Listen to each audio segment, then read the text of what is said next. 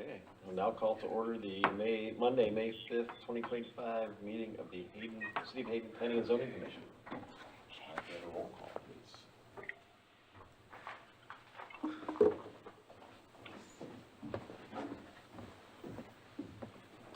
Oh, missed the button, sorry. Nope, it's not working.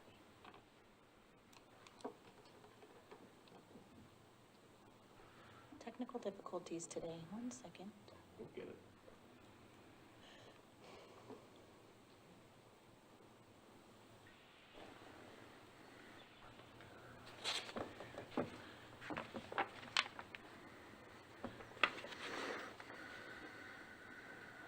Okay, you're good. Good. Great job, Shannon. Commissioner Erickson, Present via audio. Commissioner Johnson, Here. Commissioner Morris, Commissioner Gibson, and Chair Taylor. Present. Okay, we'll now have the Pledge of Allegiance. Would you like to lead us? Oh, sure. Pledge allegiance to the flag of the United States of America and to the republic for which it stands, one nation, under God, indivisible, with liberty and justice for all. Any additions or corrections to the agenda? None? Okay. Do we have any conflicts of interest this evening? Nope. Okay. We have the consent calendar. All items on the consent calendar are action items. We have the approval of the joint PZ Planning and Zoning Commission and City Council workshop minutes from April 7th, 2025. Any discussion on those minutes?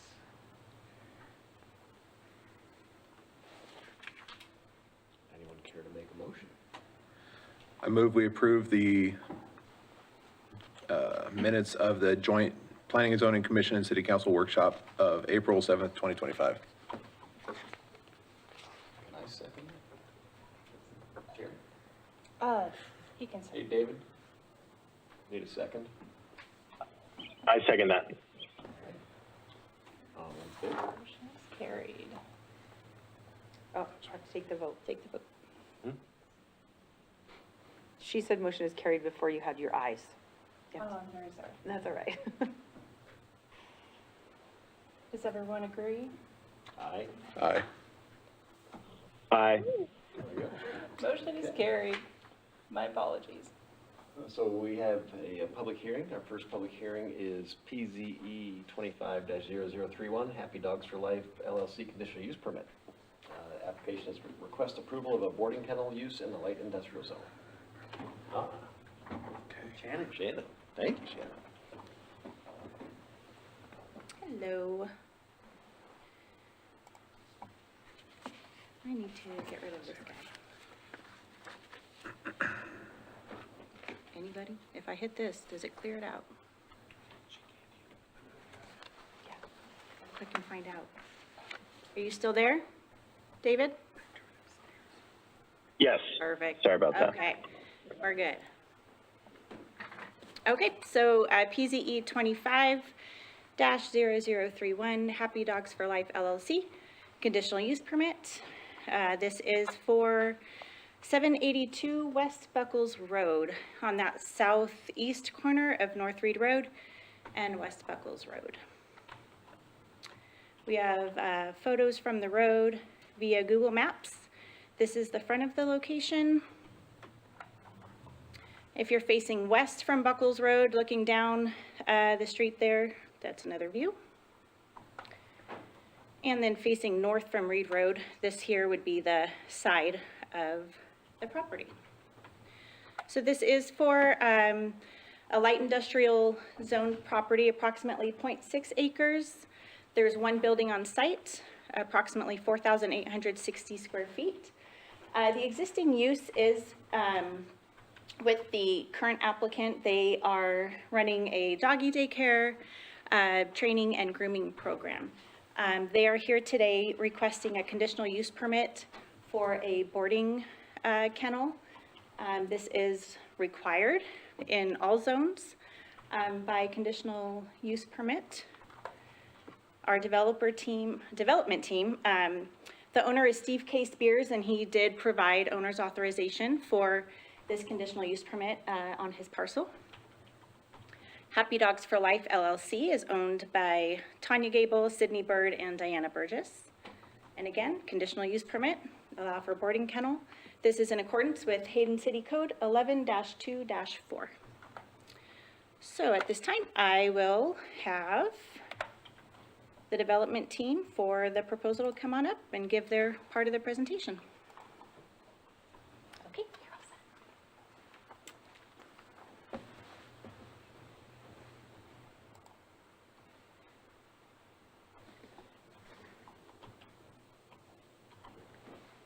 Does that go away? Don't? Don't do that. Does that stay there? I couldn't get it to move Okay, away. that's fine. I really appreciate you guys taking the time to be here for us. I'm here, as Shannon said, on behalf of Happy Dogs for Life.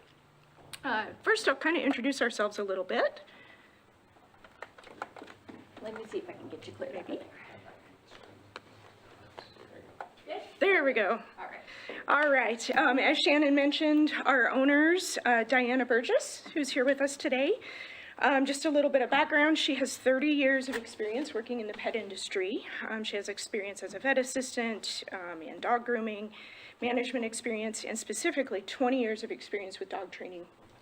Sydney Bird, she is Diana's daughter, has 12 years of experience in the pet industry, and specifically 8 years of dog training experience. She's got experience working in veterinary clinics and a lot of experience with dog grooming. And then my name is Dr. Tanya Gable. I have 22 years experience as a local veterinarian in the area. And I've been working in the pet industry since I was a little kid, so way back in the 80s. So we have a lot of experience with hospitals, and so I think that makes us kind of well-rounded business partners and gives us a little bit of a competitive edge in the industry, just with our background. So why would we need this type of business in our area? Long ago, not that long ago actually, when I was a kid in the 70s and 80s, lots of dogs were outdoor companions and working dogs. Nothing wrong with that at all. There's still a lot of outdoor dogs and working dogs. They're well-loved, well-cared for, but our perspective on dog ownership has really changed, especially in the last, I would say, 5 to 10 years. Now they're considered family members. They're in our family portraits, they go places with us, they sleep in our beds, we make their food. Our perspective has completely changed in regards to how we treat our dogs, what we expect of them. The term fur babies has been coined over the last few years, and that really describes how a lot of us treat our pets. Some of us are even crazy enough to dress them up for Halloween. But anyway, this change in perspective and our expectations of what dogs do for us and how they interact in a society has greatly changed. We're more concerned now about their mental well-being. We want them to be challenged, we want them trained, and we want them to have fun. Along with being integrated into society, it's very important that they are polite, they're well socialized, and they're well-adjusted members of society. They are expected to be well-mannered around kids, around other adults, around other dogs, and that's kind of where we come into play here. It's very important that there are organizations that help them to be polite and well-adjusted members of society. In short, if the dogs are happy, we're happy. And so our business plays a big part in that.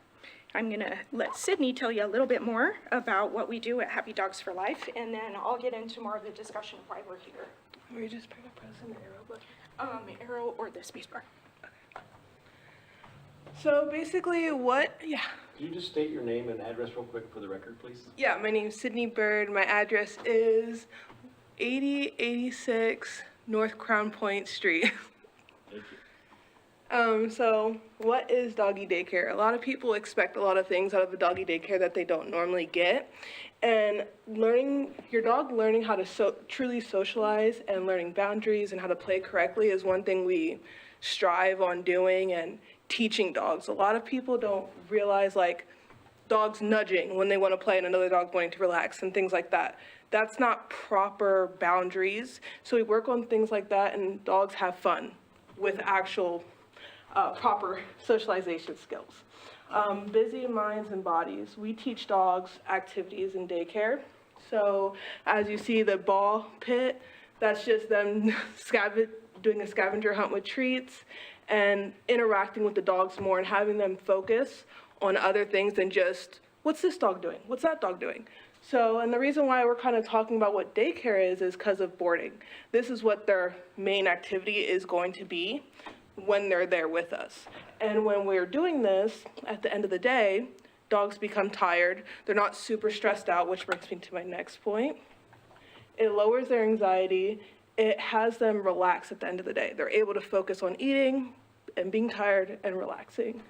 So, yeah, that's kind of it. Tanya? So hopefully that just gives you a little bit more of an idea of what our business currently does. So now, why are we here? As Shannon mentioned, we are seeking a conditional use permit to allow boarding. We're currently under the light industrial zoning, allows for our dog daycare, grooming, and training, but we would also like to provide boarding. This is a very busy slide, I know. I'm not going to read all of this, but I've kind of summarized what I think are some of the pertinent goals of their comprehensive plan and how Happy Dogs for Life kind of supports these goals. This is one of the things that I think is really important in your consideration for granting the conditional use permit, is that we align well with the city's comprehensive plan.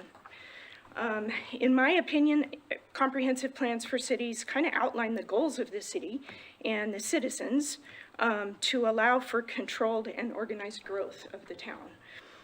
There's growth all around us, and I think it's really important that as Hayden grows, it remains clean and attractive. It maintains a good balance between services, commercial uses, and residential opportunities.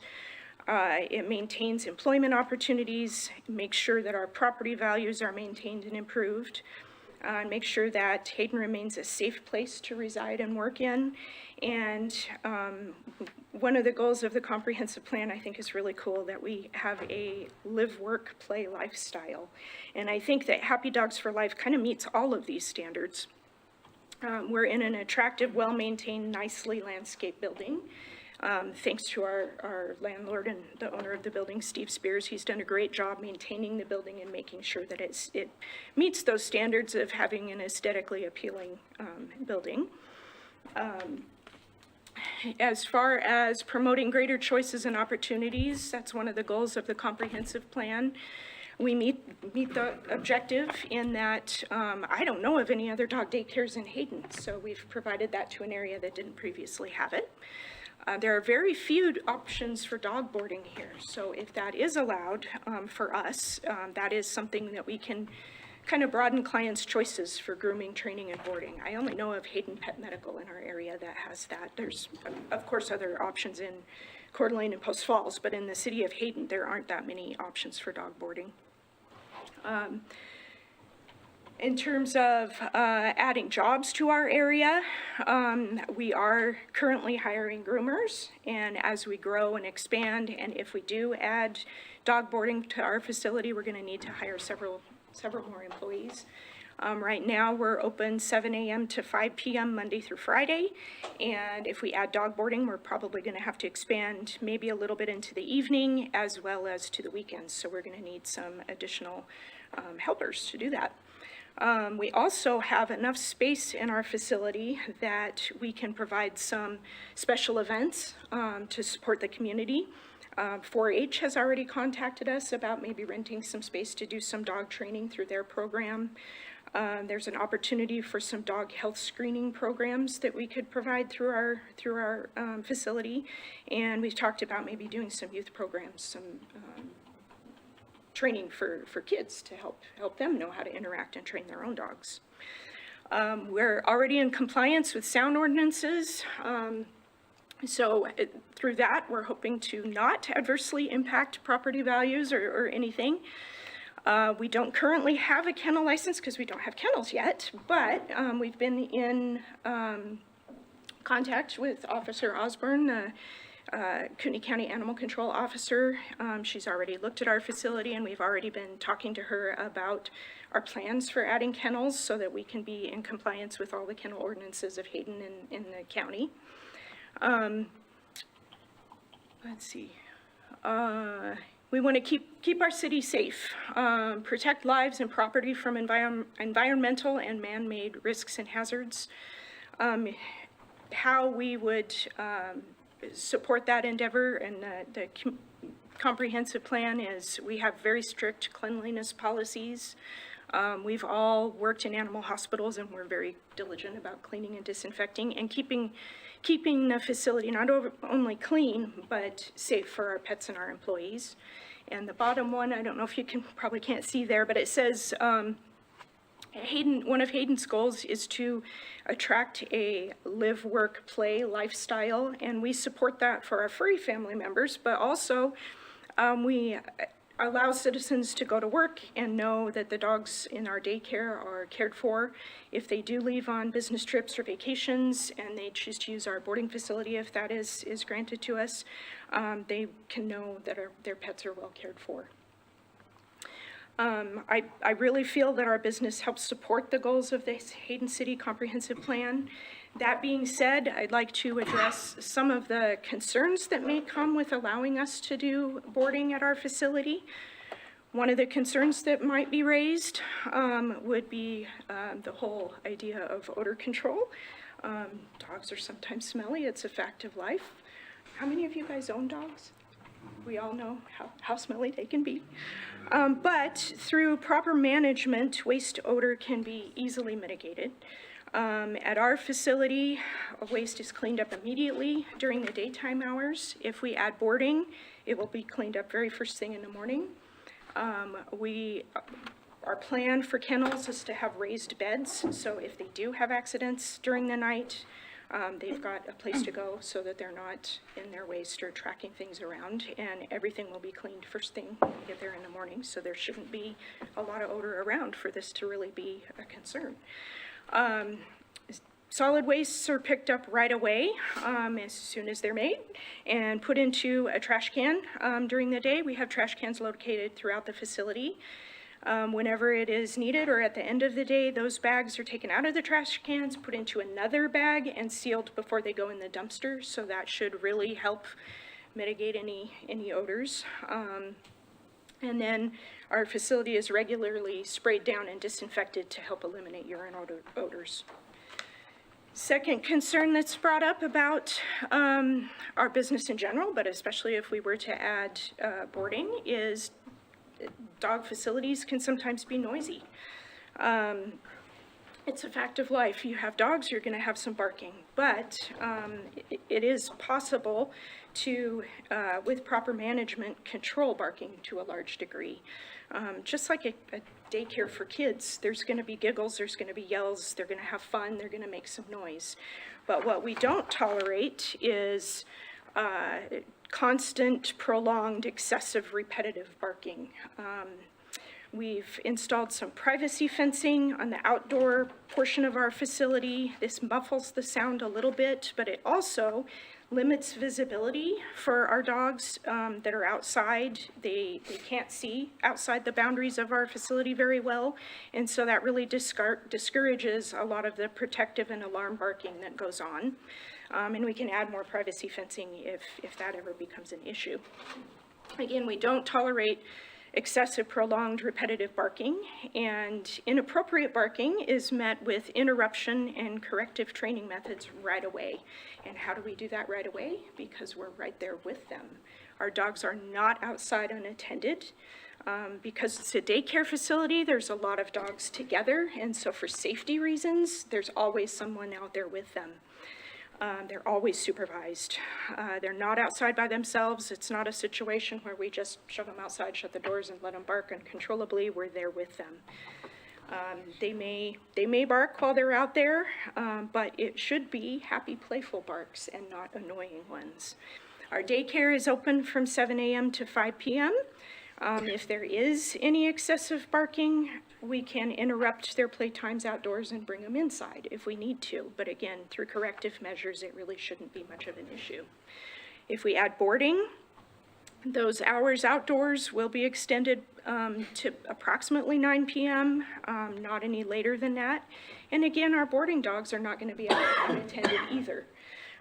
They will be supervised. The time outdoors between 5 p.m. and 9 p.m. is going to be brief. Basically, their potty times to get ready for bed, and then they'll come back in.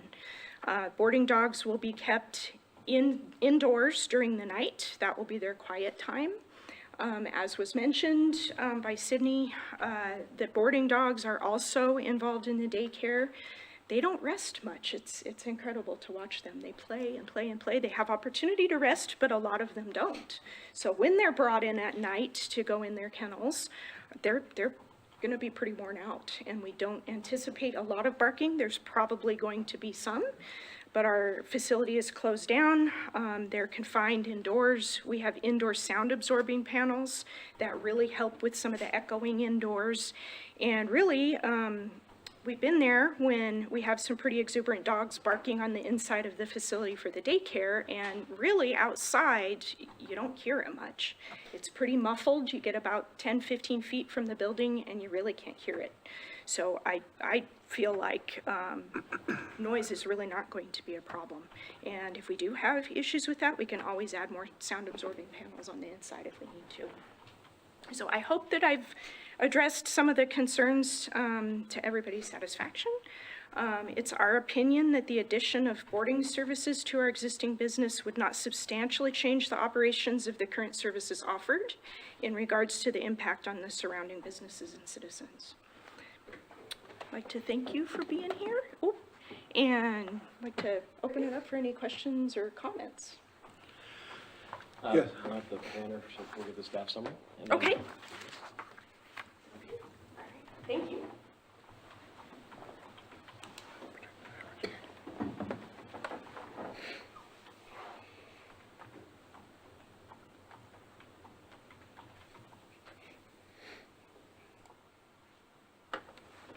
All right.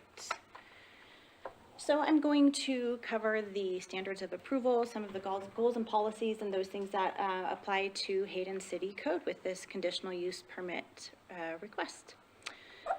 So standard of approval number 1, the proposal is in accordance with general objectives or with any specific objective of the comprehensive plan and or the zoning ordinance. So here we've got our current and future zone maps, future land use map and current zone map, sorry. As you can see, both current and future land use maps show these as light industrial. We've covered 4 goals that, out of the comp plan, that would apply, and as Dr. Gable stated as well, she went over those very well. So goals 3, 7, 12, and 16. Policies would be 15, 17, and 23. And Hayden City Code 11-2-2 states the purpose of the light industrial zone provides for light manufacturing, processing and distribution, and wholesale or retail sales in an environment that is clean, quiet, and free of noise, odor, dust, and smoke. So our light industrial tends to have kind of the more noisier businesses out that way towards the airport. And standard number 2, the location, design, and size of the proposal are such that the development will be adequately served by streets, police, and fire protection, drainage structures, refuse disposal, water, sewer, and schools, or that the persons or agencies responsible for the establishment of the proposed use shall be able to provide adequately any such services. So because this is an existing site and not something from the ground up, the site is currently served by streets, police, and fire protection, drainage structures, refuse disposal, water, sewer, and schools. As proposed, the additional use of boarding kennel does not trigger any additional items to mitigate these requirements per the agency responses that we received.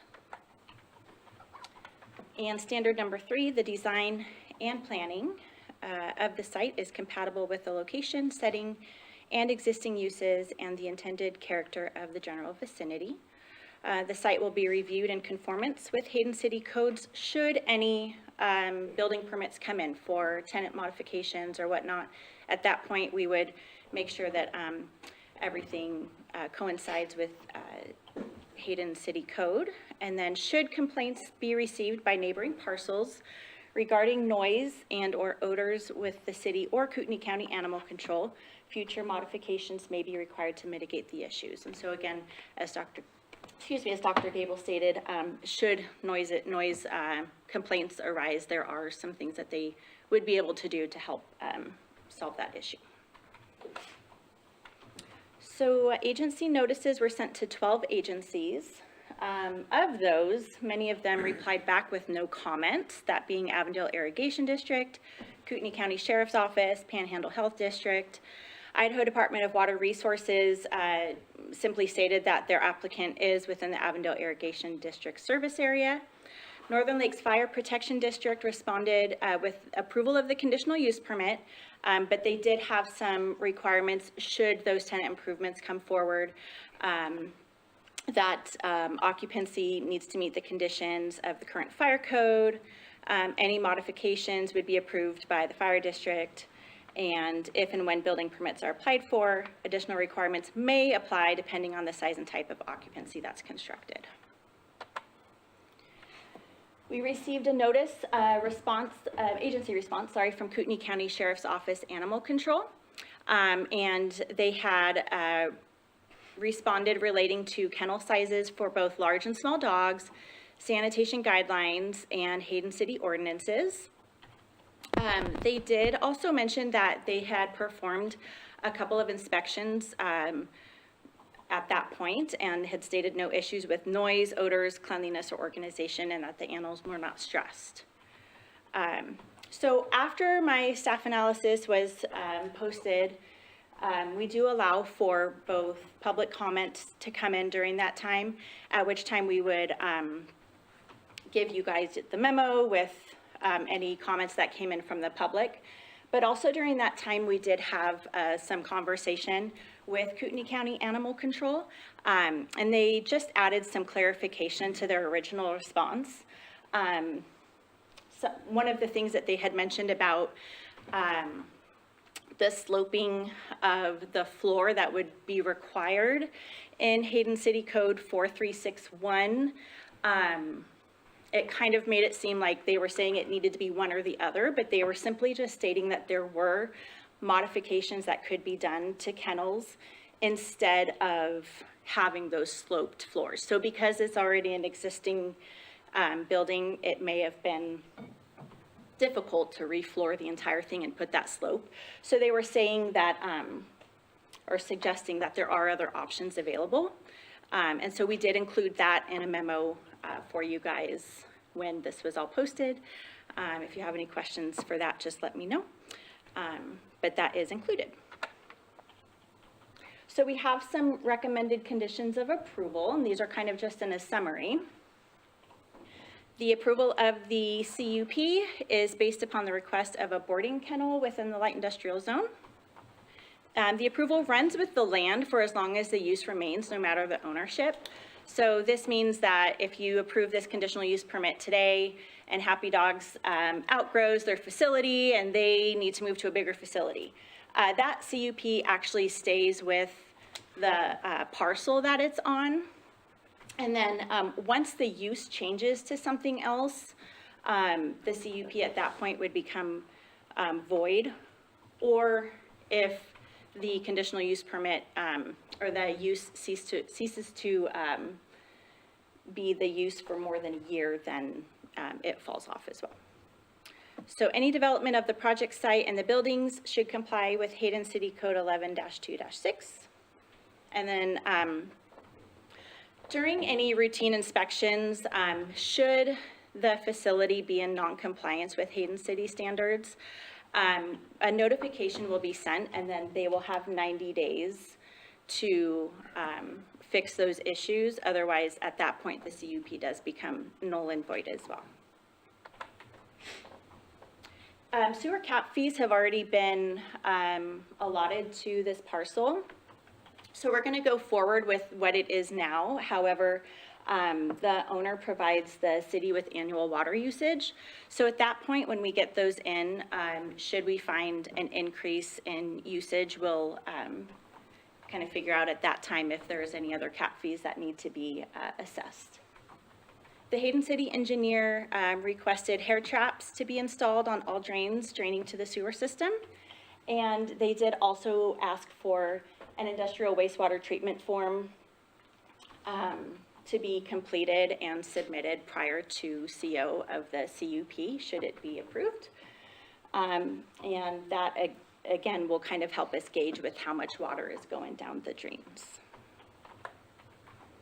No required parking is allowed on North Reed Road or West Buckles or on any unpaved locations within the project site. So should they need additional parking, or if it becomes an issue, we would just ask the owner to either pave some extra space for parking or go into a joint parking agreement with a neighboring parcel to get them up to where they need to be. There are 2 access points to this site. One is on North Reed Road and one on Buckles, and so that will remain. Any proposed work within the utility easement, which is about 10 feet from the property line, require an encroachment permit. And per Kootenai County Animal Control, the kennel sizing for large dogs shall be at least 14 square feet and no less than 3.5 feet in width.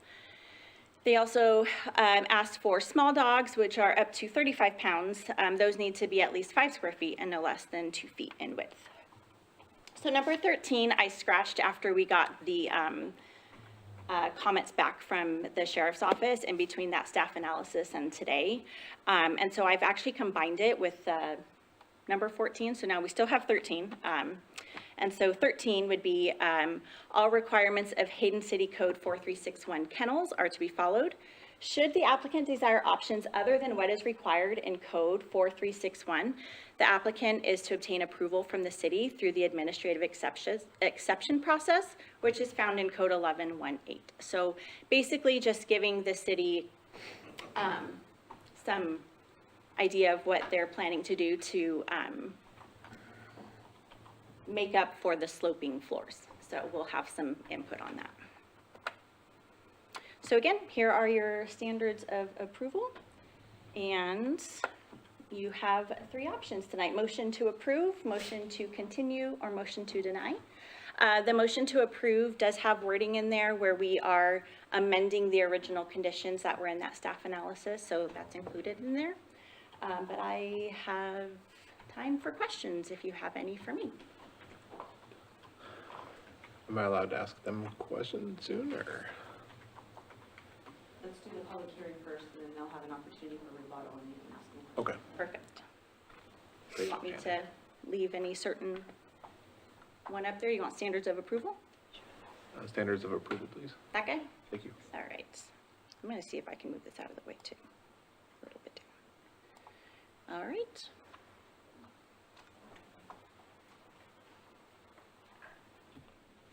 Oh, I did not do. Has anyone had any ex parte communication with the applicant or general public regarding this case?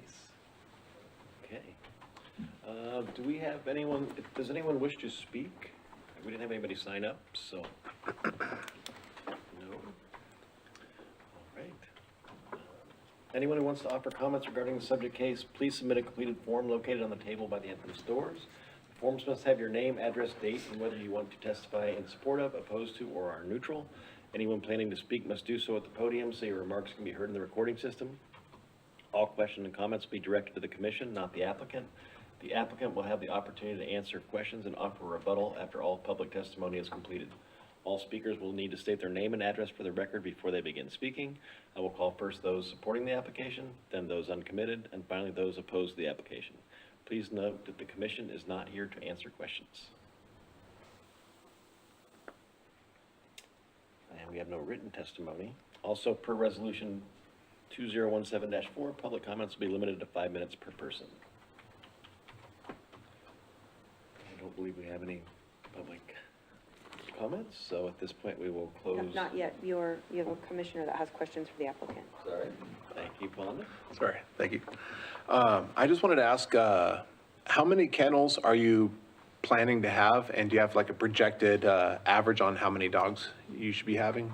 And can you go to the You'll have podium, to- please? Yep. You have to go up to the podium, please. So the microphone can pick up your response, yeah. So initially, we're probably looking at 8 or 9 kennels. Okay.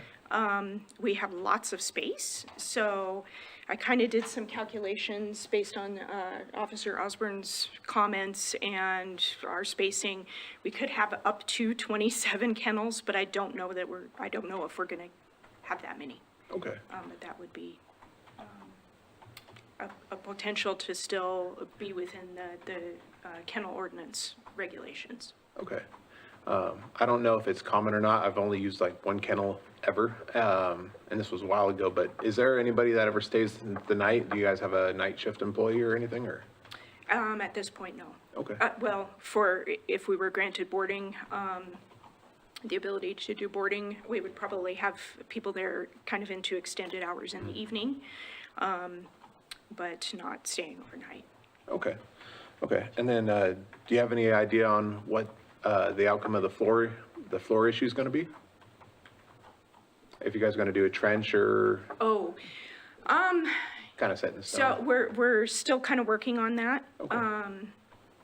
We don't own the building, and the way that the drainage is set, we would basically have to tear out the entire floor.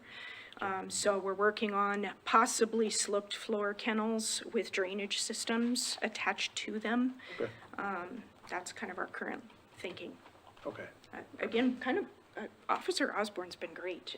She's gotten us references on some things that we can look into to make sure that we're in compliance with the city codes.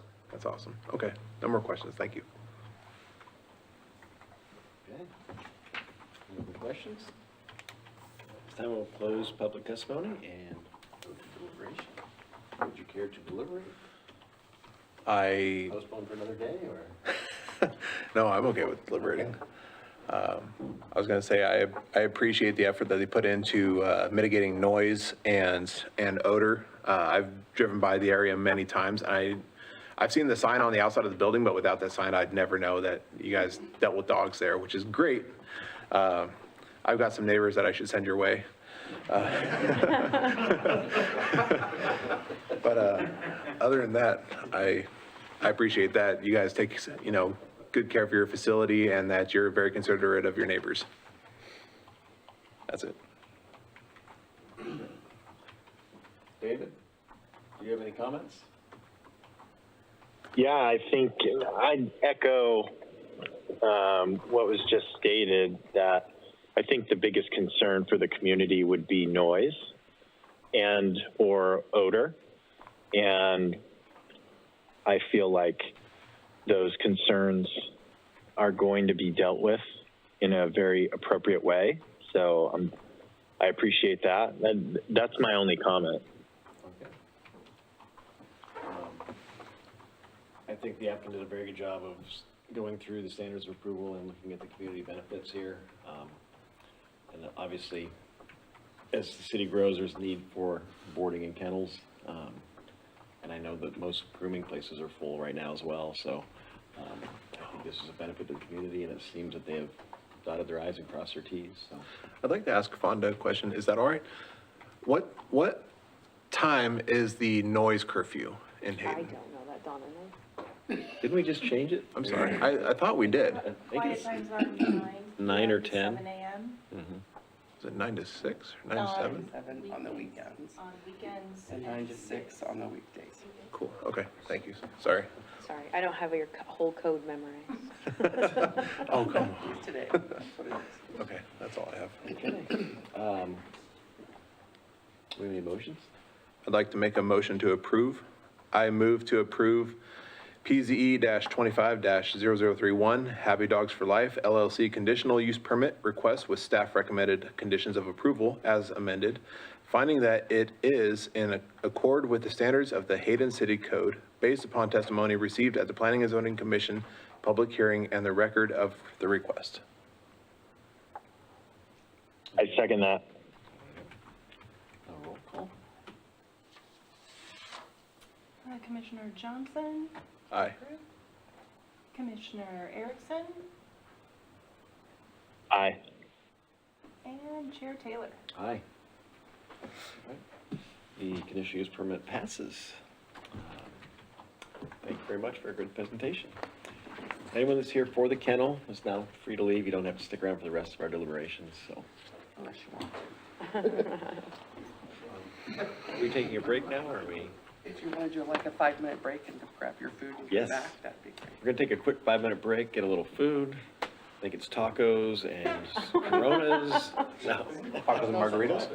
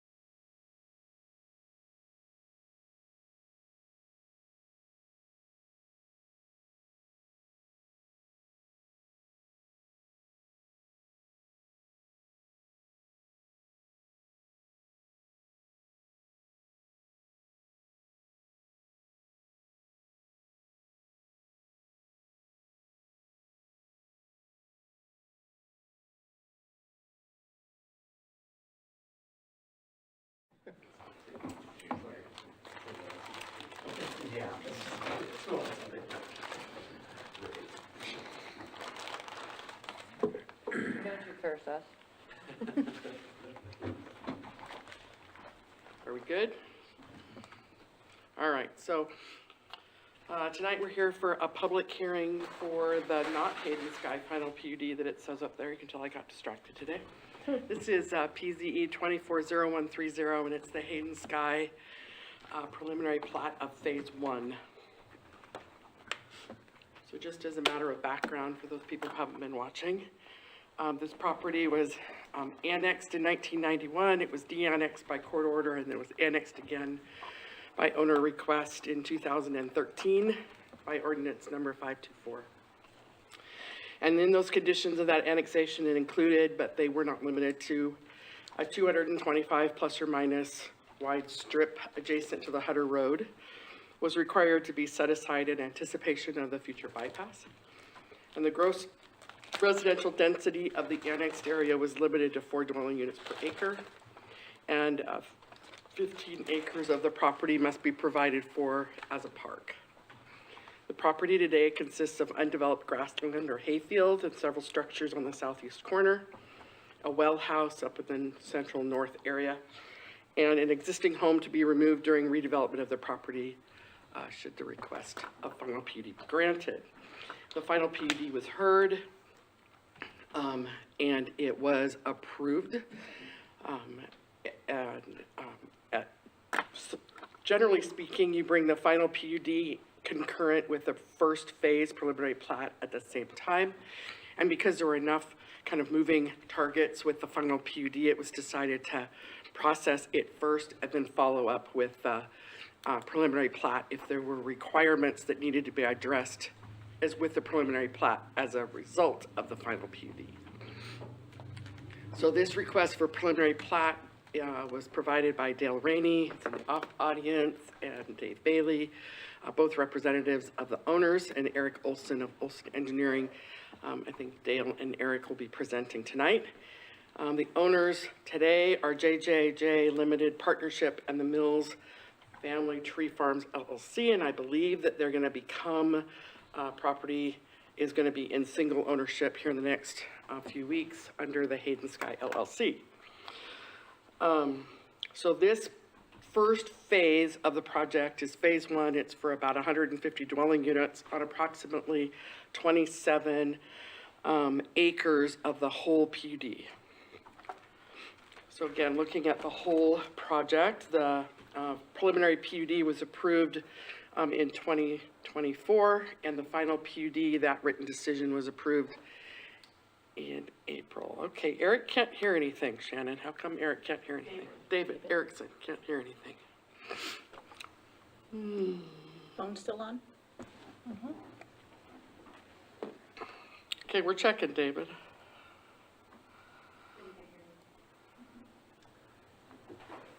No idea. On.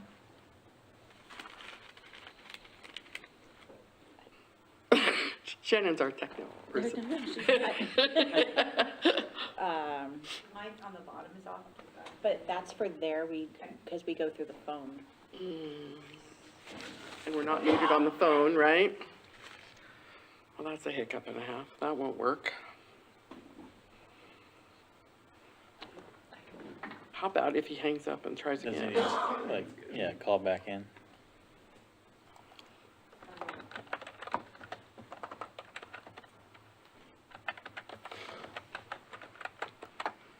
I didn't touch anything of that under the bike.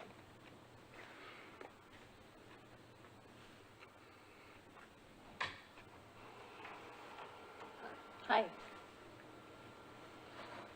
This is the real tech guy. I don't know the system either. Because I think it's from up there. It isn't is, Yes. yeah.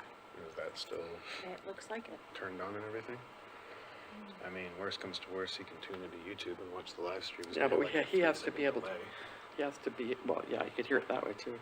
It's still on. His phone on YouTube, he can hear on the feed, just 3-second delay. I don't know why this isn't, Still nothing, David? I would have him Maybe try to call back in.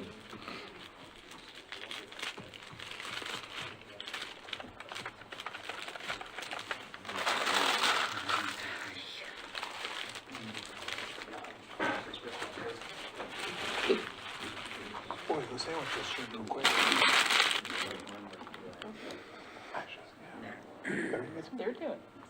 You should go get some too. Too busy. Then we'll know where all the keystrokes are. I can hear You're you. good. Okay, Okay, all right, we're back. I don't know how to get out of this now. Here we go. Okay. We can hear again. all right. So the final PUD written decision was approved at the last city council meeting in April, on April 22nd. And that's part of Exhibit B of your staff analysis.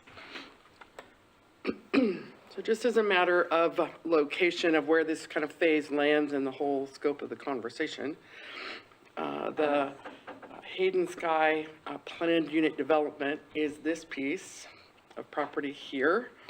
And there are requirements that you'll see as well later in the staff review that they have to do off-site. But this portion is the PUD. This is also, everything in pink is in the city limits. So north of it is outside of the city, and to the west is outside of the city. So then when you overlay the phase 1 project site, you're really down here in the right-hand corner, the northwest corner of West Hayden Avenue and North Carrington. And with that, I'm going to turn it over to Eric, I think. Thank you, Don. I don't want to enable editing. I want to have a slideshow.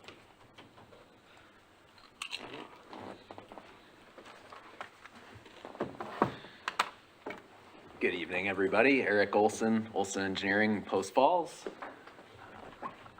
So let's just dive right in here. Donna kind of already went through the location refresher here. Just a reminder, this flag-shaped piece here is commercial and not a part of the PUD or this Phase 1 subdivision. Here's a refresher on the overall project layout. Phase 1 is down here in the southeast corner, and I think I would point out here these this sort of peachy color right here is 45 foot by 100 foot lots, more or less, and the gray is 55 by 110, so a little bigger. Just wanted to point out that our density in phase 1 is it's a little bit more intense, just trying to kind of stair step away from Hayden Avenue through the commercial, a little denser near the commercial area, and we've got some blocks of a little bit larger lots stepping in there. This is a zoomed in layout of phase 1.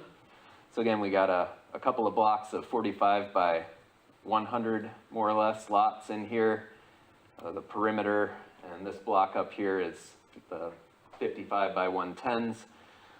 Over here we've got 48 townhomes that would be on individual lots and sold individually. Quite a bit of open space surrounding those townhomes. We also have a open space tract up here along Downing. And I'm just going to dive into the standards of approval. These are a little different than what you saw for the PUD. These are your standards of approval for a subdivision. First one says infrastructure can be constructed to function in a manner that promotes public health, safety, and welfare. Obviously, we all want to build a safe project. We think we've thought through it pretty well in terms of layout and traffic circulation. Number 2 says infrastructure can be constructed and located in an orderly manner that accommodates ongoing maintenance needs. I think it's logical for us to have started in the southeast corner. That's where all the utilities are stubbed to. That's where kind of the adjoining properties have been developed as well, and just really doesn't make a whole lot of sense to develop on a, you know, in some remote piece where you have to run utilities and roads. This is a really busy slide here, so I've taken the liberty of simplifying it. So infrastructure is or will be in compliance with applicable city, state, and federal policies and regulations as follows. Basically, this is sort of ticking off our utility requirements. As far as water goes, Hayden Lake Irrigation District is set up to serve our first phase without major improvements outside of water main extensions. We will work with Northern Lakes to gain their approval for fire hydrant locations, and with all projects, our plans and specifications have to be reviewed and approved by DEQ prior to construction. As far as sewer goes, we have a will serve letter from the city, and Harbs has asked for an odor easement, which would be provided by Platt, I believe, one way or another. As far as snow storage and stormwater goes, those will both be handled in street side swales. All of our roads throughout the project are gonna be basically City of Hayden subdivision roads, 68-foot right-of-way, 10-foot swales on both sides, so that's how we're dealing with snow storage and stormwater. You may remember from the PUD discussion that our roadway network, at least as far as the major collectors and arterials, follows the transportation plan. There's also a bunch of language about cul-de-sacs. We don't, in this requirement, we don't have any cul-de-sacs or knuckles in our final layout. Parks will come in with phase 3. As you remember, I pointed out some of the open space areas. We're really trying to load up as far as the expense goes on intersections. That's our focus for phase 1. So we got to catch up. The developers have to make a little bit of money, and then we'll get into parks in a later phase. 4, provisions have been made for erosion controls and geohazard stabilization. It's a pretty flat site out there. No known geohazards. We'll have typical construction practices for erosion controls, focusing on dust control and preventing off-site tracking of sediment. Provisions, number 5, provisions have been made for gas, power, telecom, etc. Yes, we'll have utility easements running alongside the roads. That's typically where those items go. Number 6, provisions have been made for driveway locations, taking into consideration the width and location of the driveway in relation to snow storage, utility boxes, etc. City standards require that the driveways are at least 5 feet off of the property line. I think the plan right now is they'll likely be more like 7.5 feet, like our setbacks are on the side. So we're gonna have 10 to 15 feet in between pairs of driveways to put in our utility boxes. 7, the area proposed for subdivision is zoned for the proposed use, and the use conforms to other requirements found in this code. I think that was reviewed very well in the PUD discussion. Won't dive into that. And number 8, the developer has made adequate plans to ensure that the community will bear no more than its fair share of costs to provide services by paying fees, furnishing land, providing other mitigations for off-site impacts. It is the expectation that in most cases, off-site improvements will be dealt with through the agreements. So that's kind of where it stands with the owners have committed to building the intersections at Hayden and Carrington and at Hayden and Hutter. We have not worked out the details on cost sharing between us, all the developments to the south, and the city. But that's a requirement to be worked out prior to construction plan approval. And of course, applicable impact fees will be paid along with building permits. That is all I have for my portion. Anybody have any questions for me at this time? On the Hutter and Hayden intersection, are you using setting the road back in? It's still to be determined. Okay. We've got to dig in on that one a little bit more. That was what we presented, and I think that's the kind of the easiest way for us to do it. But if we get pushback from the other property owners or anybody else, then we would look to locate it in the where it is right now. Yeah. Okay. Are you guys gonna be using street light poles, or are you guys gonna be doing more temporary, like line across with lights, or what's the plan on that corner? So there's a condition of approval in there, because my opinion is that that intersection should have been a temporary type of intersection, as we think Hutter is in flux, but there's actually a requirement that they be mast arm signals, and that's in the conditions of approval, and the owners are not fighting that. Okay. Okay? Thank you. Thanks.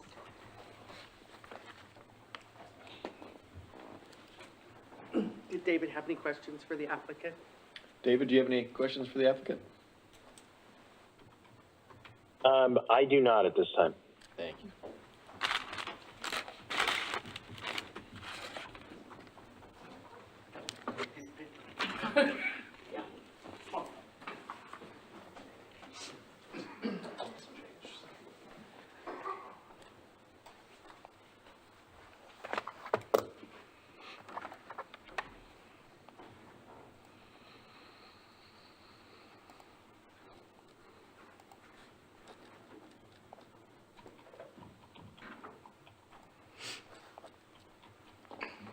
So I'm going to try to summarize as quickly as he did, but no promises.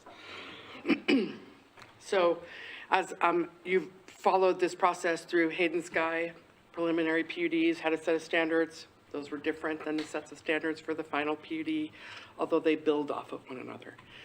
And so the subdivision then kind of drilled down. So we started out, way out here, then we kind of got down in here into the final PUD, could it work? And now we're kind of down in the nuts and bolts. And you'll see as you read through the staff analysis that I refer back to the final PUD approvals of conditions many times, and that's why it's also attached as part of the staff analysis here. So when you're looking at the first two standards and can you construct it to function in a manner that promotes that public health, safety, and welfare, you're watching us do the analysis through all of the infrastructure throughout the staff review. And can the infrastructure be constructed and located in an orderly manner? That's all based on that timing table that's in the final PUD, and so they kind of work together.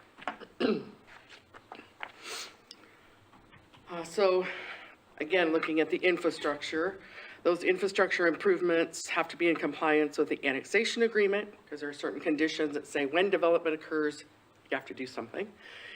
And then there are the final planned unit development conditions of approval that each phase of the planned unit development have to follow as well. And then also meet the standards of Hayden City Code and subdivision code. So the water requirements, there's a conditional will serve letter from Hayden Lake Irrigation District that was provided in September of 2024 and updated in January of 2025. And that was attached in the agency comments of the staff analysis. The Northern Lakes Fire Protection District provided comments for subdivision construction, building construction, access points, and response times. They actually have an older one and a newer one also attached in there. There is an existing well location on the proposed site, and the water will serve letters identify that well site and the fact that it needs to be retained and protected. And we identify in the final planned unit development that any of that water utility infrastructure, if they create a new site, it has to follow city code standards and policies. So if the site has to be brought up to standards that meet codes for a utility site, and has to follow the UPC requirements of that. Sewer requirements. The will serve letter was provided by the city in September for the whole planned unit development. So that would apply to this first phase. The project site's in the H7 sewer basin, which is constructed. And the Hayden Area Regional Sewer Board did provide a letter requesting an odor easement as part of agency comments, and that requirement was also seen at final PUD and is a condition of that approval as well as this one. Stormwater and snow storage requirements, again, have to follow Title 8, and they'll be reviewed at time of construction plan review. The fifth one under that is that provisions have or have not been made for streets. And so this slide is pretty much out of a slide that we used on the final PUD, and then we kind of overlapped in there the first phase and how it fits.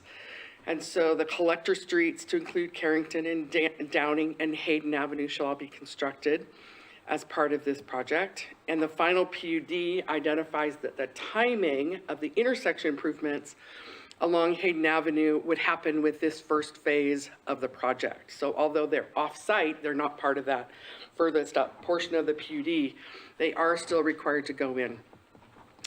Eric did identify no cul-de-sacs or eyebrows. And the fire department also identified that a secondary fire access is required out of this project. They have an out to North Carrington and they have an out to Hayden Avenue, and they'll have to keep those open as well as add additional ones throughout the process. The sixth component here is that you have to show that you've met the provisions for the parks and open space that are consistent with the adopted Parks Master Plan. And as Eric identified, they do have parks as part of the final PUD, and they will be constructed in accordance with a timing table. And as part of this first phase, it butts up against that park. This is part of the first park, is up here to the north, but it's not part of this phase. However, the multimodal pathways that will connect the park down to Hayden Avenue and to other areas, those multimodal and to the exterior of the planned unit development, they'll be put in as part of this first phase. So sidewalks and multimodal pathways. Geohazards shall be reviewed during construction plan review, and no parcels shall have access, primary or secondary, to Carrington Street, Downing Lane, Hayden Avenue, or to Hutter Road. Those are those main collectors, trying to remove those conflict points. Mailboxes are going to be located on those internal public streets, and you'll see later a condition that actually doesn't allow them on these ones that don't have any access either. And then a complete analysis of the zone designation and uses was included within the final planned unit development, and all lot development within the planned unit development will follow those development standards and setbacks in conformance with the final PUD. If, for example, somebody wanted to buy 3 lots and they wanted to not follow the setbacks that were identified in the PUD, they'd have to follow the underlying zone, whatever those setbacks are. There are a plethora of goals and policies. They were on page 17 of your staff analysis. This is a planned unit development that has a mixture of single family and a variety of single family choices, different lot sizes, et cetera, as well as non-residential uses and parks. That pretty much covers almost all of our goals and almost all of the city's policies in the comprehensive plan for all of those different land use variations.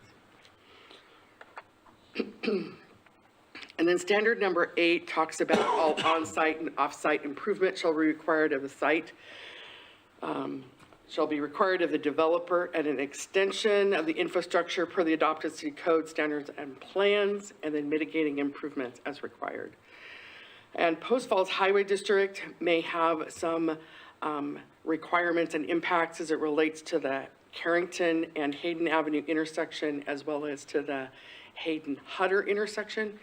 And then, as Eric alluded to, they're working through those mitigation agreement requirements that were a condition of the final PUD that had to be in place prior to construction plan approvals. So noticing was sent out to 28 agencies. It was sent out twice, once last fall and then again this spring.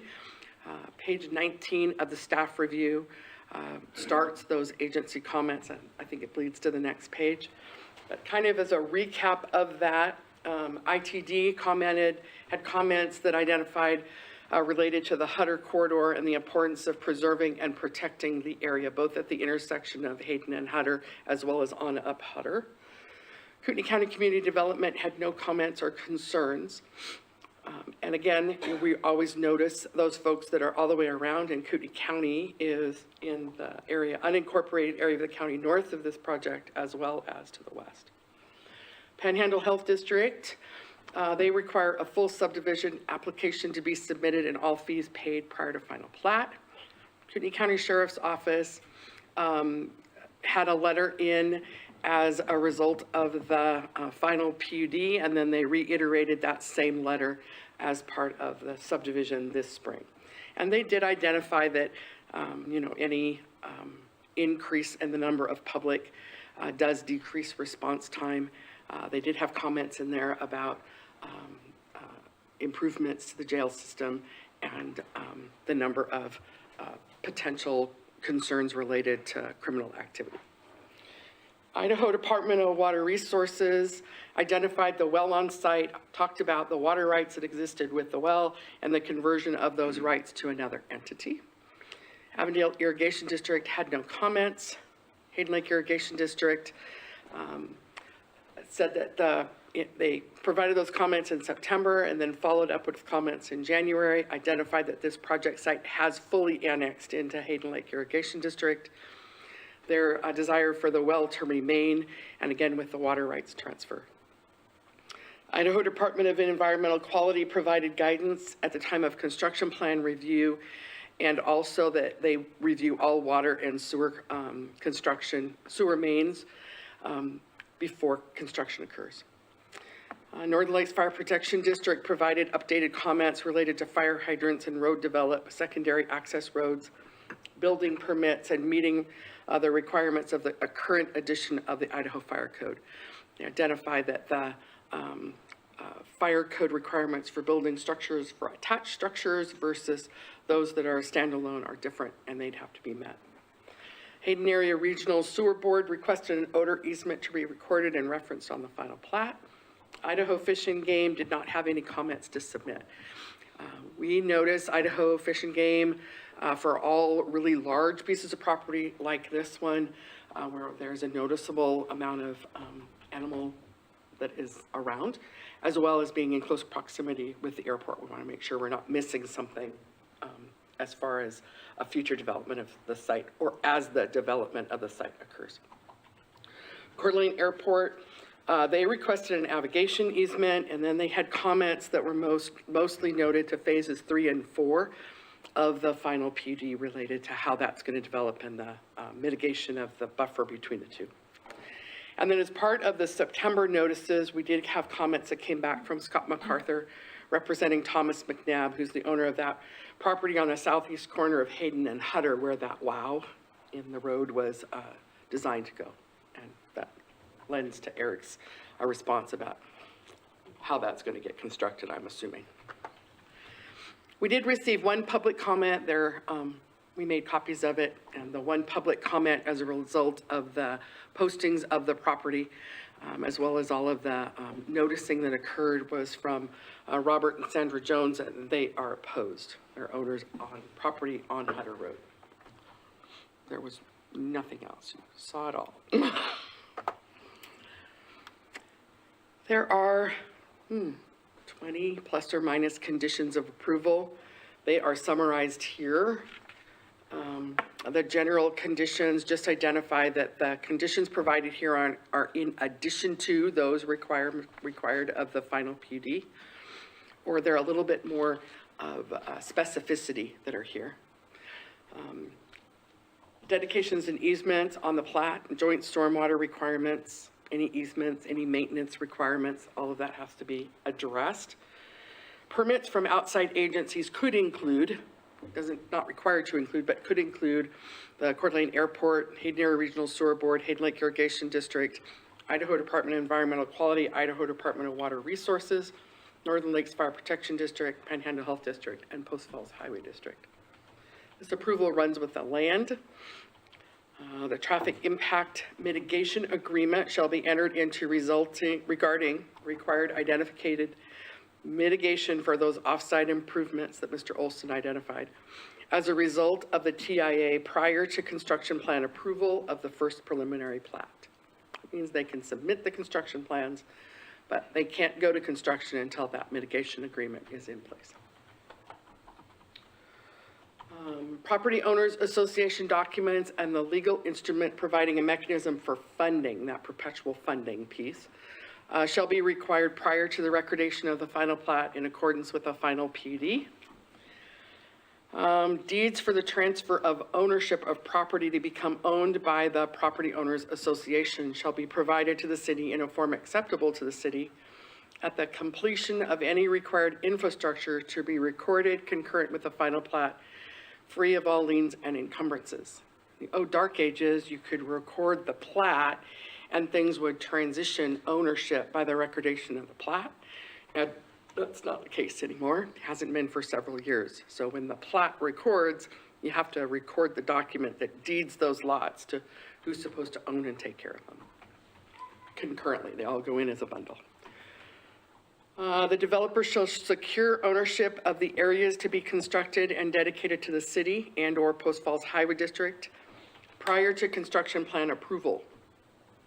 Additionally, right-of-way dedications and grants of utility easements in accordance with the approved construction plans shall be signed and ready for recordation prior to construction plan approval, and then they'll be recorded again with that final plat packet that goes to the county.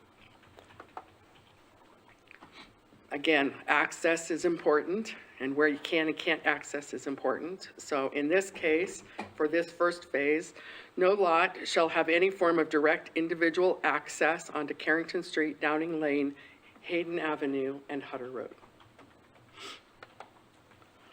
And then we go into kind of the construction plan requirements, what needs to be part of the construction plans when we're reviewing them. Carrington Street from Hayden Avenue through Dakota Avenue shall be constructed to a C2 section. Carrington Avenue and Hayden Avenue intersection shall be constructed to include a mast arm signalized intersection. And I put or a roundabout because that's kind of left over from when we kind of started this, and I think that ship may not, I don't know if it's entirely sailed at this point, but I think it's close. Carrington Street shall be constructed from Hayden Avenue through Dakota Avenue to the north curb return. That's a safety requirement. Downing Lane shall be constructed to 40 feet face of curb to include a 10-foot swale with type 4 landscaping, 5-foot sidewalk on the west and 10-foot on the east for a right-of-way width of 77 feet overall. No parking shall be allowed on Downing Lane from Hayden Avenue to Road C, and it shall be signed accordingly. And Downing Lane and Hayden Avenue intersection shall be constructed to include an access-controlled intersection. Remember, they can't get across Hayden, but they can have a right in, a left in, and a right out. Hayden Avenue from North Carrington Street to the relocated intersection of North Hutter Road shall be constructed to an A1 typical section. So that means it's going to be 5 lanes wide in spots. Across from what is now the Carrington Apartments. It'll be 5 lanes wide. Hutter and Hayden shall be constructed to include a mast arm signal that shall include left turn bays on all 4 legs. And this shift in the intersection location, should it get developed as it's proposed and we've looked at in the final plan unit development, will not require additional improvements to Hutter Road beyond those identified for the tie-in points of the intersection. The developer shall be required to construct all of those internal roads per the ST 111 and 111A. And as Eric noted, the site is relatively flat. However, erosion control measures shall be identified. You'll use the City of Hayden sanitary sewer system to sewer the Hayden Sky project. And again, those no mailboxes on Carrington, Downing, Hayden, and Hutter. The landscape plans, there's lots of bits and pieces to this. So you've got individual lots that have landscaping requirements. You've got street frontage and green space tracks. You've got greenway areas that are a little bit wider. You've got that multimodal class 1 pathway. And you've got PUD buffer landscapes on the exterior. And then you've got that townhome commonly owned area. And they all have different landscaping requirements that are all reviewed a little bit differently, and their timing of when they're required to go in is slightly different. So just a plethora of landscaping. So the requirements at the time of final plat include dedications of right-of-way that although may not be constructed today, are required to be dedicated today as a result of the annexation agreement. And that would be Carrington and Hutter And then all public roadway shall either be dedicated on the plat or by separate document at the time of the final plat. So they can either put that dedicated right-of-way that we're talking about on the plat and dedicate it, or they can do it by a separate document and reference it on the plat. And then all utility easements in accordance with those typical sections shall be granted on the plat again, or by separate document, same thing. And then we have requirements that are requested by other agencies. The first one is the developer shall comply with the requirements of the fire department letter of December 13th, 2024. And I said, or as amended, because as we work through the construction review process, part of those requirements may change as they're reviewing the construction plans. So that's why as amended. The navigation easement requested by the Coeur d'Alene Airport shall be recorded and shall be referenced on all final plats of the subdivision. Staff believes that at the time of annexation, there was an navigation easement that was required at that point in time and was recorded, but I don't think any of us have yet to find it. So if we are unable to find it, they'll need to do a new one. The developer shall record an easement acceptable to the Hayden Area Regional Sewer Board, addressing those odor easement requirements and reference it on the plat. And then Hayden Lake Irrigation District has requested that anywhere there are cross-country water lines, that means they're not in a road section, they're going across the land, that the developer provide a 20-foot wide water line easement. And that leads us to the motions to approve, or recommend approval. You have questions for me? Or Rob? Rob came down for the staff presentation as well. How about David? Joel, do you have any questions? No, I'm thinking, but this seems kind of like deja vu.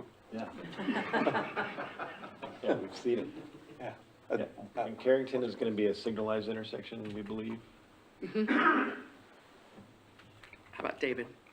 David, any questions? No questions. Okay. What slide would you like me to leave up? Joel, which slide would you like? Standards of approval, I don't think they'll all fit on one slide. That's You why sure? Yeah. make them really small. Yeah. This one's fine then. Once again, I forgot to ask, has anyone had any ex parte communication with the applicant or general public regarding the case? Nope. David? No. Okay, and I don't believe we had anybody put in any notices to speak. All right, anyone who wants to offer comments regarding the subject case, please submit a completed form located on the table by the entrance doors. The forms must have your name, address, date, and whether you want to testify in support of, opposed to, or are neutral. Anyone planning to speak must do so at the podium so your remarks can be heard in the recording system. All questions and comments will be directed to the commission, not the applicant. The applicant will have the opportunity to answer questions and offer a rebuttal after all public testimony is completed. All speakers will need to state their name and address for the record before they begin speaking. I will call for first those supporting the application, then those uncommitted, and finally those opposed to the application. Please note the commission is not here to answer questions. And per resolution 2017-4, public comments will be limited to 5 minutes per person. Do we have anyone that wishes to speak? We do not. All right, public testimony is closed and we will go to deliberation. Would you care to deliberate? Postpone to another day? Hey, John, Uh-huh. does the applicant have anything he wants to rebut that I presented? Okay, I just wanted to give you the opportunity. Can you rebut it? Sometimes Okay. it's possible. Okay, Keep going. thank you, Donna.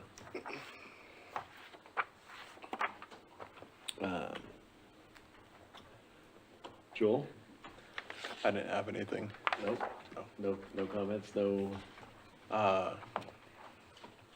As we've seen and heard in all the previous meetings we've had with you gentlemen here, I appreciate that you guys are taking care of the intersections at Carrington and Hayden, and especially at Hutter and Hayden. Let's see, what else was it? Oh, I do like that in phase one, you're going to be transitioning or fading the residential from smaller, smaller sites to, bigger and going up in there. Other than that, I think everything's already been said and done before, so thank you. David, do you have any comments? Again, I'd like to echo the sentiment that we've had multiple opportunities to hear about this development, and again, everything is in line with the standards of approval. And I appreciate the concern over public safety with all of the dangerous roads and intersections. So everything sounds good to me. I believe the applicant has met the standards of approval, and especially in regards to transportation mitigation. We've seen where the parks are going to be phased in, and a variety of housing options within this development. So, yeah, I think we've seen it, we've heard it. I agree. Anyone care to make a motion? I'll make a motion to approve. I move to approve PZE-24-0130 Hayden Sky Phase 1 subdivision request with staff recommended conditions of approval, finding that it is in accord with the standards of Hayden City Code based upon testimony received at the Planning and Zoning Commission public hearing and the record of the request.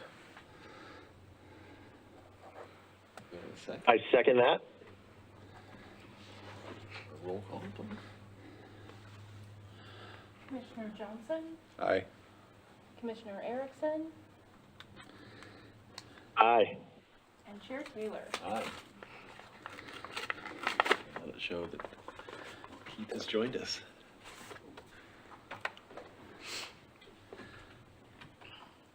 Motion passes, so we are recommending approval, correct, Correct. to the city council for the first phase of the Hayden Sky development. Thank you. Appreciate your time. Have a good evening, gentlemen. Thank you. Sure. Thank you very much. Tacos and margaritas next door. Now move on to the amendment to area of impact. The AI, formerly called Area of City Impact, ACI, which I believe is a state mandated It's a change. statutory change. Statutory change, okay. Sorry, I had to change my stacks here.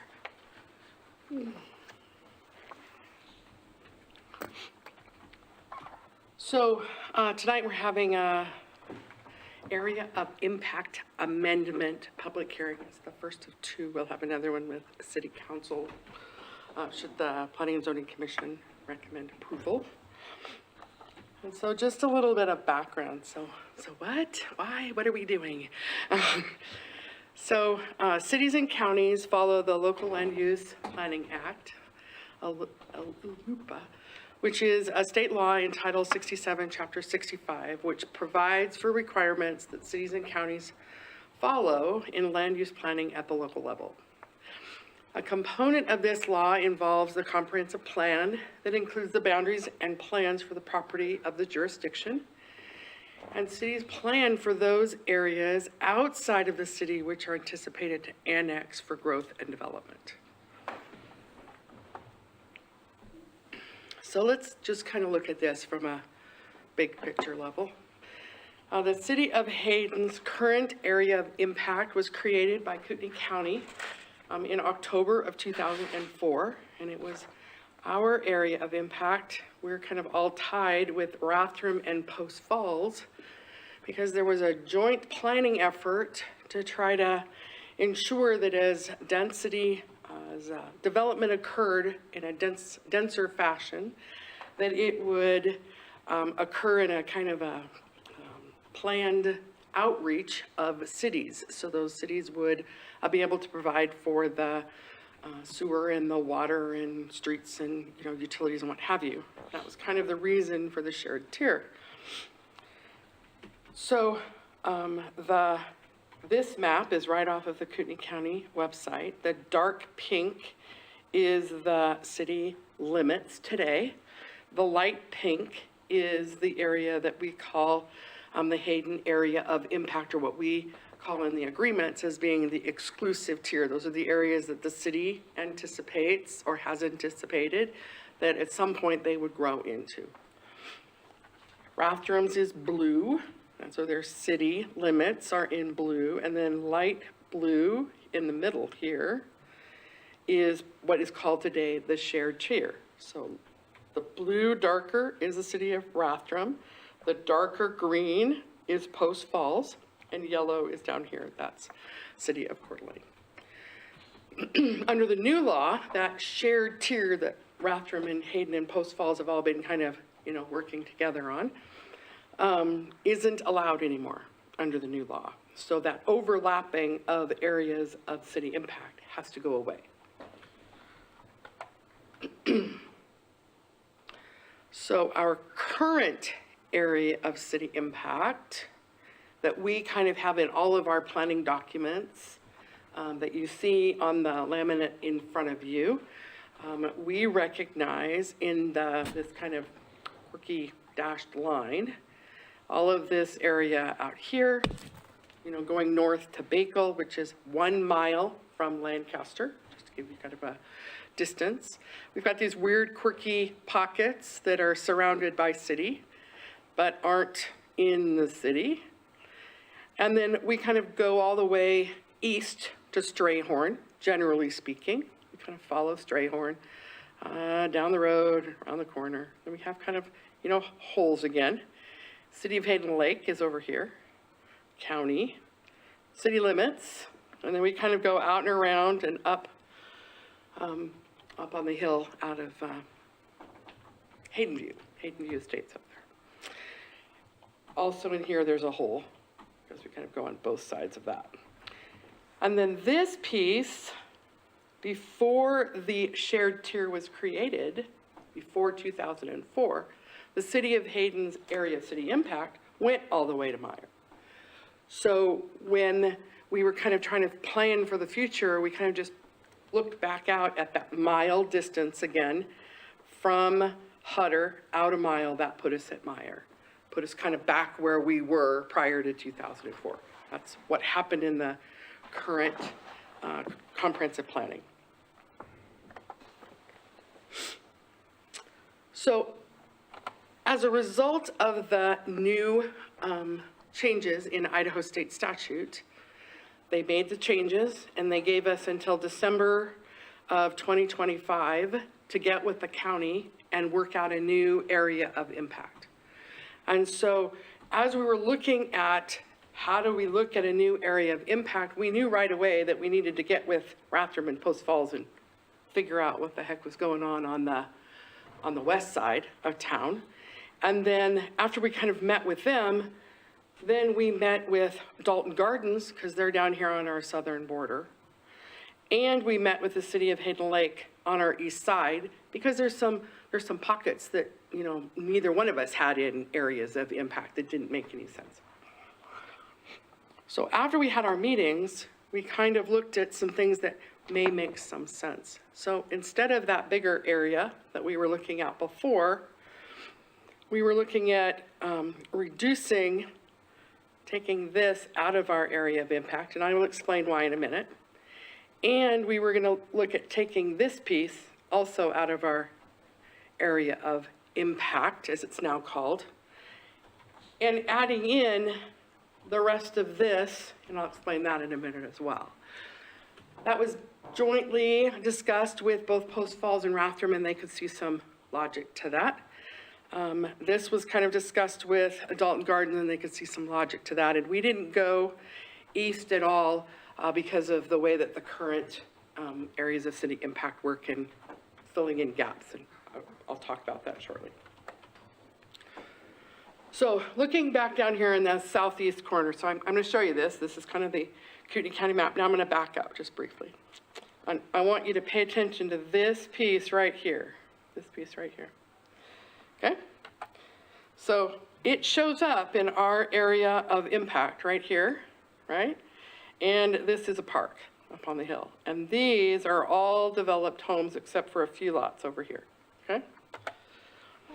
See that? Now look over here. This area is inside the city of Dalton Gardens city limits today. So obviously it's not going to be in our area of impact. It's in a city. We can't annex it. All the way up to this location here. And this is a Kootenai County park. So as people annex into the city of Hayden, we reach out if we have somebody that wants to annex, and we ask the folks around them if they'd like to annex too, to kind of reduce workload and reduce cost, and it makes it easier. But we don't go out, at least not in the 20 some odd years that I've worked here, we don't go out and look for people to annex into the city. So if you're up here anywhere, why would any of you annex if you've all got water and you've all got sewer and you've all got streets and you're all developed? I can't find a reason for them to annex. And this is a Kootenai County park, and you have to be contiguous to the city to annex. So you'd have to wait for these folks to annex in order to be able to annex all of this. Not likely to happen. Don, is that county right now, is that correct? It is. Who services sewer up there? Hayden Lake Recreational, or Hayden Lake Sewer District, as they're called today. All right, so then we're gonna go on the other side of town. Remember I said that there was a reason that we didn't look at up here? Okay, so we're gonna back up here. This piece right here is in our area of impact today. I'm gonna go back to this map. So that's this area right here that's in our area of impact today. This is Rathdrum city limits. So they have already gone all the way that far south. And so you kind of like to look at areas that look like you don't want to divide in the middle of a field somewhere, you know, for your area of impact. So this is Wyoming here. And that was why we cut it off, is because that is as far south as they are today, is Wyoming. So this is them. There's Rathdrum right there. And this is Hutter. This is the airport. And the airport is almost entirely surrounded by the city of Hayden. And if you're an airport, how many jurisdictions do you want to worry about working with as you are developing or having development occur around your airport? And so because we almost entirely encompass the airport, it made some sense for us to continue to have land in and around those airport runways to, again, protect those runways and protect the airport. And then south of here, we had already annexed west of Hutter in this location. So it just made some sense. And again, you know, you're still got some airport kind of stuff going on down in here. So it made sense to, instead of having just one block out there, again, trying to square up those boundaries. And so we kept this portion in the area of city impact. Make sense? So when we met with them, the other folks, we had city attorneys and city administrators and planning staff. We reviewed the shared tier and how to best meet the Idaho code requirements and looked at a variety of topics. We looked at school districts. So Post Falls School District serves part of that area west of Hutter, but we already have Coeur d'Alene School District and Lakeland School District, so one more school district. Just another school district. We looked at the existing boundaries and where we had all planned out to with our existing long-range plans. We looked at the airport as identified. We looked at those transportation corridors and what those corridors, whether they're Prairie or Hayden or Wyoming or Hutter, what those look like and how those might get built. We looked at the proximity to the existing utilities that were in the areas. And we looked at water providers. So it was a kind of a bigger swath than just, you know, where does it make sense? And when the staff met with Dalton Gardens, we had that same conversation with Dalton Gardens, especially in relationship to these larger lots that are here, and they butt up to the Dalton Gardens area of impact, and Dalton Gardens has minimum lot sizes that are quite large, so it may have made some sense. Not sure what they decided, but it may have made some sense for them. And then we looked at talked to the city of Hayden Lake. We identified possible areas to review based on the same criteria. Again, those utilities, who's providing those services to them. In the city of Hayden Lake's part, there were a couple of lots or a couple of roads that are in the county and weren't in anybody's area of impact, except that they're all being serviced by Hayden Lake's providers, so it made sense for them to go to Hayden Lake and not to us. We haven't received any public comments, although we have noticed this on our website, and it's been in the paper 3 times as of today. We have had people that have called with questions as it relates to this, but we haven't had specific public comments to bring forward to the commission. So should the Planning and Zoning Commission recommend approval, then a public hearing will be held with the City Council. And then should the City Council approve the amendment, the negotiation with Kootenai County for the formal adoption of the new area of impact boundary will begin. And then it's important to note that Kootenai County has the final say. Is that not correct? That's correct. Fonda? Yeah. Okay. On the areas of impact. And then once they're approved, then those revised areas of impact boundary will be incorporated into Hayden's comprehensive planning framework and our zoning regulations.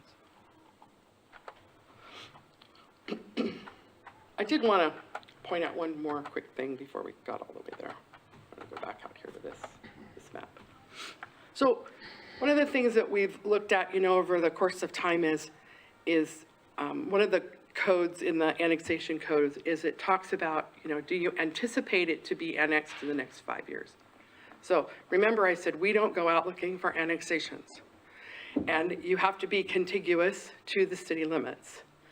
But does it make sense that at some point in the maybe next 5 years that it might annex? So if you're on a piece of property that is a hop, skip, and a jump from a utility infrastructure that's being extended, then the rate at which those annexations may occur may be really quick, or they may be really long. I don't own that crystal ball. So the other caveat they put in the annexation code language is that you can't be out beyond 2 miles unless it's a very special circumstance. And that's why I really wanted to point out that in no case are we out beyond that 1 mile distance. So there are other entities who reached out farther. We've really kept them very close, and we haven't. In what's proposed here, we've actually reduced our square miles of area of impact versus what they were previously. So I thought it was important to note that. Do you have anything to comment on that? The only thing I would add is all of those provisions Donna just mentioned are in that new area of impact code. Simultaneous with the adoption of the area of impact code was a new annexation code, which virtually eliminates the city's ability to do a forced annexation in any event. There's some real restricted criteria. It's really moved towards this voluntary request for annexation by property owners. So what the city's tasked with doing and the planning staff was tasked with doing is looking at the potential area of impact to say, is it possible or likely that these property owners might ask to be annexed within the next 5 years? So I think there's been some misconception in the public that this code revision was geared towards moving cities to an easier path to forced annexation, and it's quite opposite of that because the annexation code changed at the same time.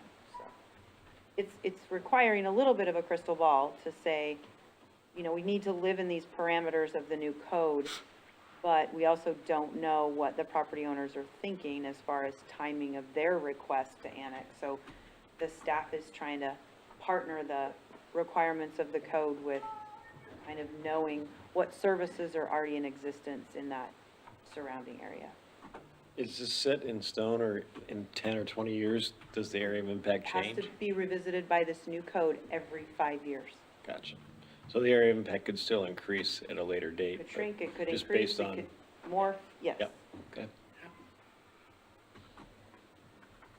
Okay, I stand for questions. That's it? Doesn't really have standards, it just has to make sense. And we are doing this as a regular hearing too, so we'll have public comment, okay? And I guess there wouldn't be any ex parte communication in this case either. Actually, this is a legislative action, so you can have ex parte, or could have had conversation with the public about this. That we weren't supposed to. No, you can. Oh, you have can, I was conversation, legislative, yes. sorry, yep, Yes. thank you, okay. Did you just sign up to, yes,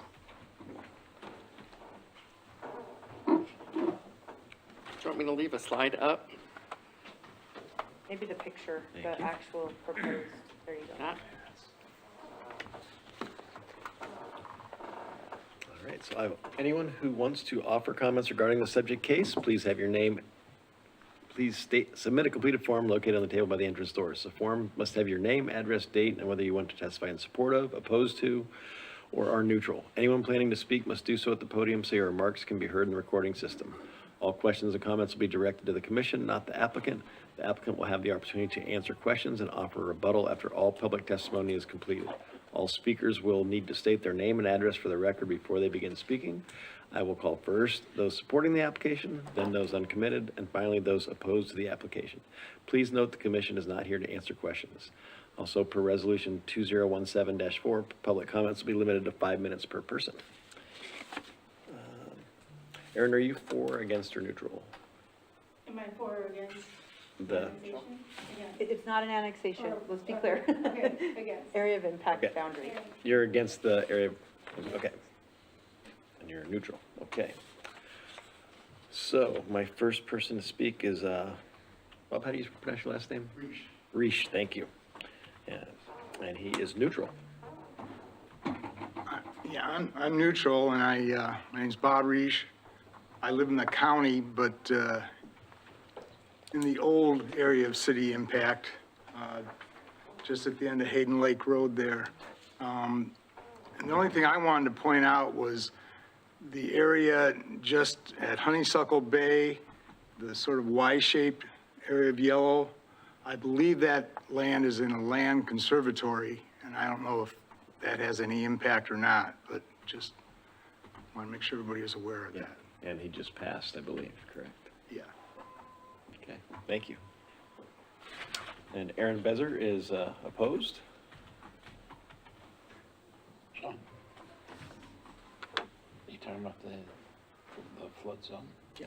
He just passed it. Did he? My name is Erin Belzer. I live in the Diamond Bar Estates neighborhood north of Lancaster, in this area. Here. And I'm trying to understand how it's gonna impact those neighborhoods. And I know that you can't answer questions, but we have 45 people in our neighborhood. We're all very concerned about this. Well, the road's not on there. There's another picture that shows the Hutter bypass and all that you, Donna, had presented earlier. And if this area is annexed, what does that mean for the neighbors? And how do we find out more information about that? So you are asking a great question. I will answer it because it's come up in Okay, the other cities I represent. Thank you. Nothing that's happening here affects anybody's personal property rights, and it doesn't implicate annexation at all. well then, We're required to identify just the area around the city that you could come to ask to be annexed into the city that's within a mile, but you don't have to.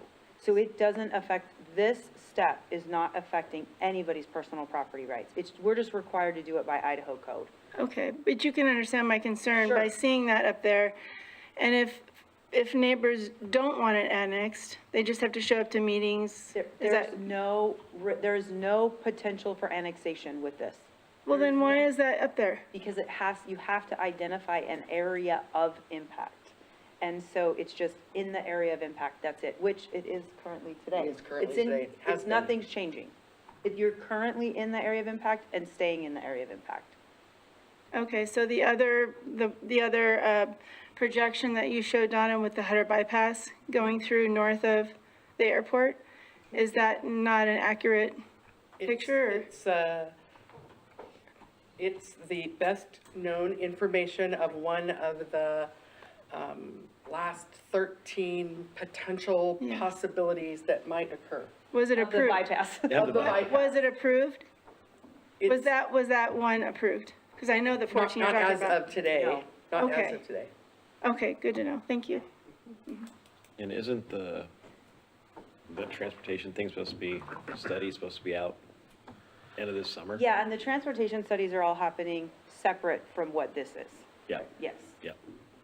And she's correct, though. Very good question. You just so. look at the same map, and Right. so it can be confusing. I can understand the concern. And you have to ask to be annexed, you can't be forcibly annexed, Well, especially now right because now- they changed the code. So the I've been statute. practicing for decades, have not ever represented a city forced annexation. Donna's been here for 28 years. Something like that. This city has never conducted a forced annexation. Yeah. The purpose of this is just to comply with Idaho code to identify the area of impact. These people, if they wanted contiguous to the boundary, by being in the area, can come ask to be annexed. That's what it's for. Yeah. But it's confusing because the area of impact code uses the term annexation, and the annexation code changed at the same time. So I can completely understand why it's created some questions and concerns. But we didn't do that, the state State legislature did did. And did this come about because they had states or cities fighting over areas? It came about because the counties got tired of, the courts and the counties got tired of refereeing between the cities as to who had higher priority in the exclusive tier. In the shared So they tiers? or- eliminated the exclusive tier altogether Okay, and gave the county the final say. gotcha. There we go. Good explanation. Any questions? Anyone? Oh, that was great. Joel, any questions? None. Did you have any other public? David, any questions? I don't think there's any other public comment. Oh, are there any other public comments? No questions. I'm just taking it all in. Okay. Looks like we've had all public comments, so we'll now go to, public comments are closed. Any deliberation on this? Seems like it's Straightforward. the state's requiring it, so we've got to get on board. Well, the state's requiring us to go through the exercise. Your decision point is what staff presented to you. Does it make sense to recommend this Those as the areas, approved okay. area of impact to council? Council will have the final decision Yeah. as to what is going to be presented to the county. I mean, I never understood why the Upper Hayden there was ever in the area of impact, because it was already developed. Unless they wanted to get new sewer and roads or something from us. I do want to note that the only area that is new, that's not in the existing area of impact, is the area west of Hutter. That was in the shared tier previously. Right, so we've just None said of the other areas that are in that yellowy orange color, those are all in the current. current exclusive tier and have been for decades. Yeah, so west of Hutter, just basically the part of the shared tier that we're saying makes sense to be in our actual area of impact. Correct. Yeah. So, and Rathdrum kind of came down a little farther than what our original was Well, and that's before. another way to look at this, the importance, and this might help with you guys too, the importance also of having kind of an area of impact identified around your city is to protect your borders. Yeah, Because if you don't have it identified as your area of impact, somebody else is gonna be pushing right into you. And so by those guys being in the Hayden area of impact, they're not threatened by Rathdrum coming across because they're in Hayden's area of impact. So it's a buffer to protect your borders and to give your, what used to be your exclusive tier landowners still some protection. okay. Do we have a motion? Sure. I move to recommend approval of the amendment to the area of impact boundary as presented in map B, based upon testimony received at the Planning and Zoning Commission public hearing and the record of the request. Second. Second? I second that. There we go. Roll call, please. Commissioner Johnson? Aye.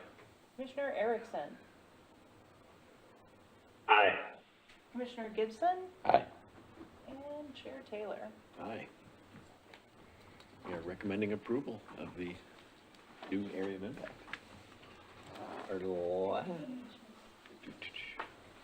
Oh, now we're on to new business.